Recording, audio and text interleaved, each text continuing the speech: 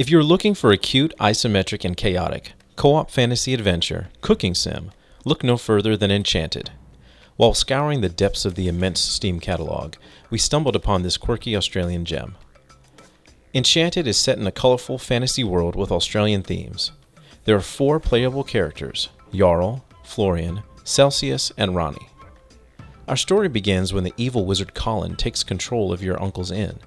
Our heroes confront Colin about his squatting and the state of the inn. He makes a wager with us. If we keep the inn successful for a month, he will leave. But if the reviews plummet, he will take ownership of the inn forever. Our aspiring adventurers aren't going to back down from a challenge, so let the brewing begin. From here, you will progress through 28 days worth of levels. You and your party will learn how to create and serve potions, groom mounts, and cook more traditional fantasy meals for the other adventurers that come to the inn. Each session will require that you complete it with a minimum score in order to progress. If you have any experience with games like this, reaching at least 2 stars shouldn't be a problem. Sessions may be repeated as many times as you wish. The game breaks up some of the standard cooking turmoil with small minigame sessions where you have to serve one of Colin's critics, a 3-headed Hydra. The game adds some memory mechanics here that was somewhat of a nice change of pace. Enchanted has the option to play split screen, but it also utilizes remote play together.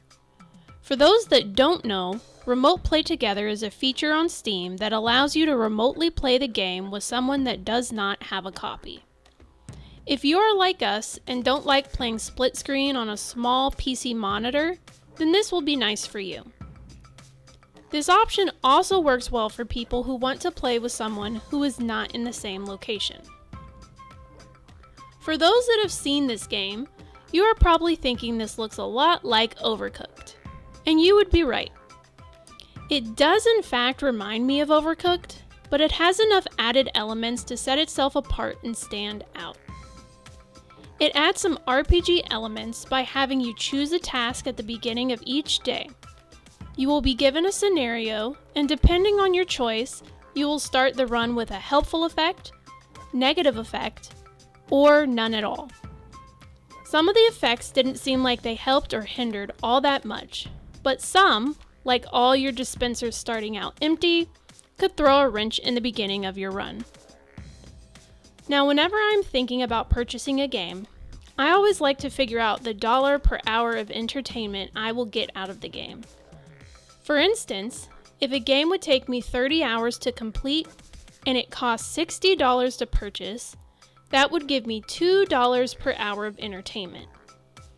This game took us approximately 12 hours to complete and cost $19.99, which means that it is roughly $1.66 per hour of entertainment. Keep in mind that this did include us restarting some levels so that we could get 3 stars, so the game could take less time if you aren't interested in doing this, or if you get 3 stars on the first try. Okay, so let's look at the pros and cons. For our pros section, we really enjoyed the cute art style. The way the avatars wobble, sway, and emote just puts a smile on your face. The game's mechanics build upon the previously learned mechanics. The game never has you stop serving the very first potions you make. The game ends up being a more cumulative learning experience as opposed to swapping out mechanics as you progress. The game offers an AI companion that can help automate tasks. This can provide some help if you're playing solo. We really like the music and sound design. It really fits the aesthetic and the themes of the game. The didgeridoo that signals the end of each level will be stuck in my head forever, but that's not a bad thing. Customization is a big selling point for me in games, and Enchanted offers a fair bit. There are costumes to unlock for each character. The game offers an in-game shop where you can use currency that you've earned during your sessions to decide on upgrades for the inn, which can really help out in the later levels. You can also use this currency to add decorations to the inn. It is possible to also get a max amount of stars for each level your first time that you complete it. This is a very nice feature that makes you feel pretty awesome when you get it done on your first try. Okay, so now for the cons. Role-playing elements are kind of arbitrary and repetitive. The scenarios the game puts you in only have 2 choices, and there is a correct one that doesn't seem to change regardless of how many times you get that scenario. Even though you can buy customization items for the inn, Customizing the inn doesn't seem to provide any extra bonuses or appear to show up in a session. These items only appear while in the in-game lobby. Even though the world's woodland aesthetic makes sense for where we're at and what we're doing, it would have been nice for the game to change up the backdrop a few times throughout, maybe have a reason for us to go to a mountainous region or a beach. The game's story is told through text and a bit of animation. We found that from time to time, the writing would get a bit weird. The characters would randomly start talking about something that didn't seem relevant to the story and doesn't end up going anywhere or mattering. This could have been just like some inside banter from the devs, but as a player, I didn't really get the reason for having it. Lastly, the level challenge was a bit all over the place. The session difficulty did not feel like it escalated linearly.